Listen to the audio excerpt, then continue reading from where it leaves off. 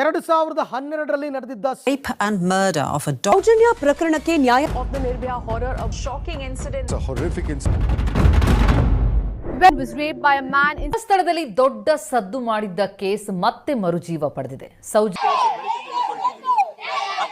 Rape and murder case. The new ತಂಗಿಯ ಸೌಜನ್ಯ ಕೊಲೆ ಸ್ಥಳ ಸೌಜನ್ಯ ಪ್ರಕರಣಕ್ಕೆ ಸಂಬಂಧಪಟ್ಟ ಹಾಗೆ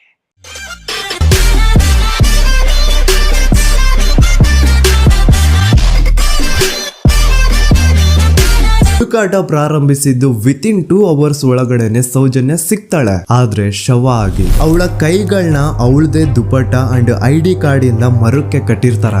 and most brutal part is ಅವಳ ಯೋನಿ, ಅವಳ ಏನಿತ್ತ ಅದ್ರ ಒಳಗಡೆ 6 ಇಂಚ್ ಮಣ್ಣು ತುಂಬಿರ್ತಾರ. ಓ ಬಿಡಪ್ಪ, ನಮ್ ಪೊಲೀಸ್ ಅವ್ರಿಗೆ ತಮ್ಮ ಡ್ಯೂಟಿ ಮೇಲೆ ಎಷ್ಟೊಂದು ನಿಷ್ಠೆ ಇದೆ, ಒಂದೇ ದಿನದಲ್ಲಿ ಆರೋಪಿನ ಹಿಡಿದ್ಬಿಟ್ರಲ್ಲ ಅಂತ ಪೊಲೀಸ್ ಅವ್ರ ಮೇಲೆ ಫುಲ್ ಒಂಥರ ಹೊಗಳ್ತಾ ಇರ್ತಾರೆ.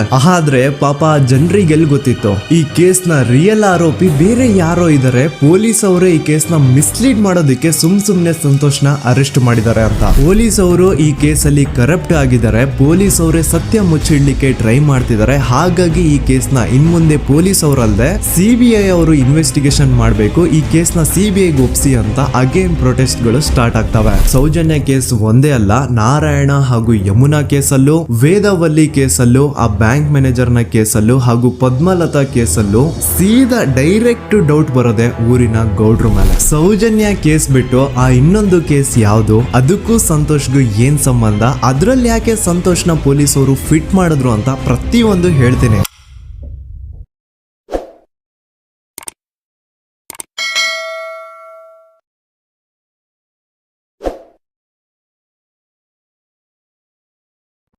ಯಾಕೆ ಸಂತೋಷ್ನ ಪೊಲೀಸ್ ಅವರು ಫಿಟ್ ಮಾಡಿದ್ರು ಅಂತ ಪ್ರತಿಯೊಂದು ಹೇಳ್ತೀನಿ. ನಾನು ಈ ಚಾನೆಲ್ನ ಸ್ಟಾರ್ಟ್ ಮಾಡಿದಾಗಿಂದ one of the most requested video ಬಂದು ಸೌಜನ್ಯ ಕೇಸ್ ಬಗ್ಗೆ. ಸರಿ, ನಮ್ಮ ದೂತ ಸಭೆಯ ಪ್ರಜೆಗಳು ಇಷ್ಟೊಂದು ಕೇಳ್ತಿದಾರಲ್ಲ, ಈ ಒಂದು ಕೇಸ್ ಬಗ್ಗೆ ವಿಡಿಯೋ ಮಾಡುವ ಅಂತ ಸೌಜನ್ಯ ಕೇಸ್ ಬಗ್ಗೆ ನಾನು ರಿಸರ್ಚ್ ಸ್ಟಾರ್ಟ್ ಮಾಡಿದೆ.